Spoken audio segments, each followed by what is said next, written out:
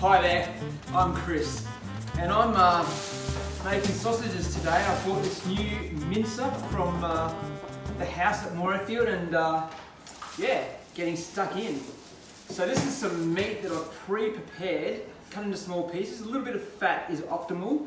You simply load the meat up into this mincer, push down with that, and then you wind the handle and the mince just pours out, just like that. Now this is just the first stage in making sausages. We're going to make all the mince first, and then once we've made the mince, we're going to add a few other ingredients, some garlic and some thyme and a few herbs and things like that. And then we'll put the stuffing into the casing. So today I've got beef mince, about 1 kilo. I've got about 1 kilo of pork mince and also half a kilo of smoked bacon, which we think is going to really enhance the flavours. So now that we've done all of our mincing, I'm going to add a little bit of minced garlic. Don't tell anyone, that's my little secret trick. Easier than chopping up real garlic. So I'm going to put a few spoons of minced garlic in. So I've got about 3 full teaspoons in there. And I'm going to add to that just some fresh rosemary and thyme that I've picked from the garden. So I'm just going to add that in and I'm going to give it a bit of a mix. I'm going to get my assistant Karen to grab some rice flour because we're going to make these sausages gluten-free. So my immediate family can also enjoy this great treat.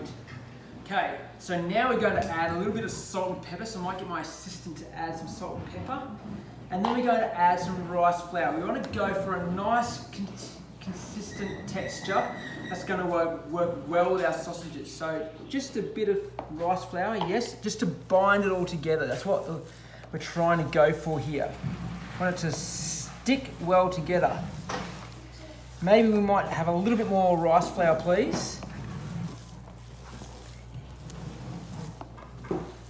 And I think that will just about do it. I'll mix this through nice and tightly in here. Knead that in, fold it all in. And now we've got a great looking filling for our homemade sausages.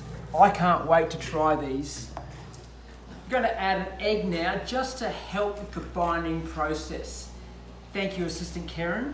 Now I'm just going to work this into the mixture here just to make it nice and easy to work with, make it very malleable. This is going to be a great batch of sausages, I can tell.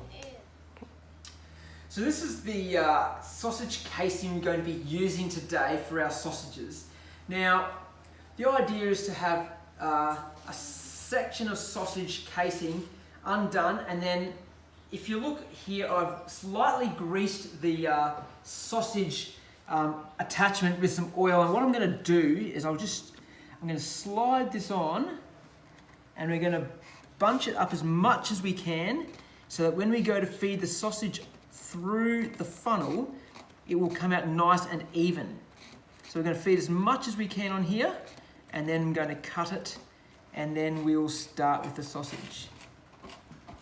Now this meat has been in the freezer for a while, and then also the fridge just to get it very chilled but not too solid, but we want to be able to make it nice and cold because we need to keep these nice and cold as we make the sausages.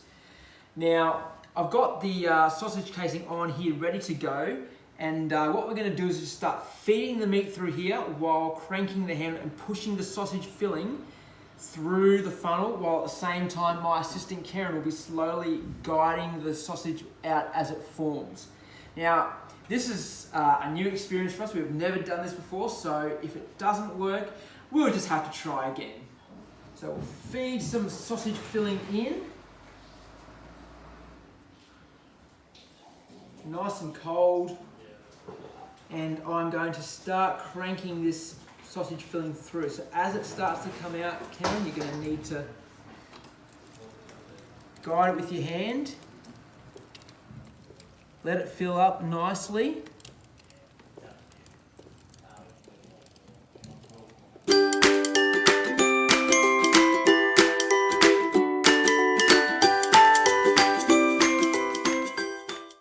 Look at my sausages. Now we've done a bit of a test run, as you can see, some of these sausages which we have just made. We're now trying to see how this will work by holding the whole sausage casing so we can get one long sausage.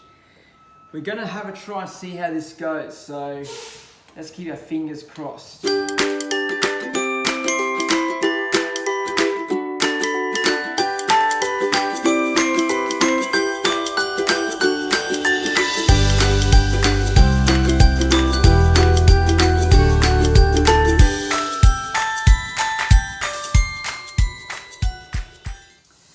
Going to get my assistant Karen to tie off the end of the sausage. We're going to tie this end of the sausage first, and then we're going to start working on the sausage links. So we're going to start twisting them into separate sausages, and then we get to the very end, we'll tie this end off last. So I think if you'd like to make the first link there, Karen, that would be about right. So we're going to twist this way for the first sausage. And then the next one we're going to twist the opposite direction so they don't untwist each other as we go.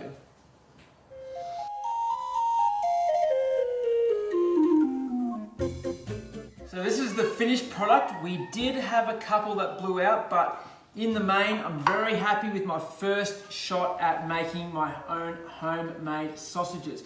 Now, there's a whole range of ways that we can eat these. I mean, I like sausage casserole myself, but just sausages with mashed potato and veggies is a great Aussie dinner. So if you're looking for something to do while you've got some downtime due to the stuff that's going on, why not make yourself some homemade sausages? I've got some of these sausages that we've made, and now that they've sat for a bit of time, they're now ready to throw into the pan and cook up a feed for the family for dinner.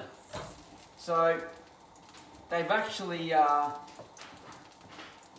really settled, and the skin is, as you can see, it's not coming undone at either end. That's an end with a knot, but this end is not coming undone. It's because we've let it sit and it's gone cold. We'll probably poke a few little holes in here just to let the air bubbles out while we're cooking. But yeah, they've done well.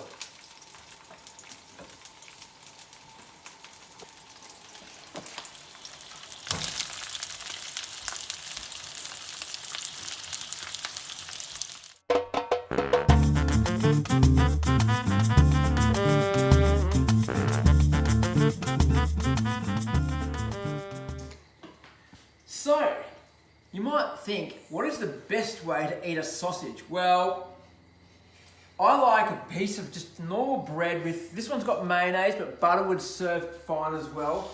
And then basically you just get your sausage, you want to line it up from corner to corner. Oops, I butchered that one a little bit, but you just want to line it up like that. Now you can have onion, up to you, personal preference. I know at Bunnings they're not allowing you to have it anymore, but alternatively you can go for just a little bit of grated cheese just over the top. And the secret ingredient, I think, is barbecue sauce and mustard. And just need a little dash of that over the top, and that is your classic Australian sausage. Mmm, that is delicious. Mmm. Mmm. I feel that down my shoulders. Thank you, Uncle Chris. Thank you, Uncle Chris. That's okay, girls. I know I'm your favourite uncle.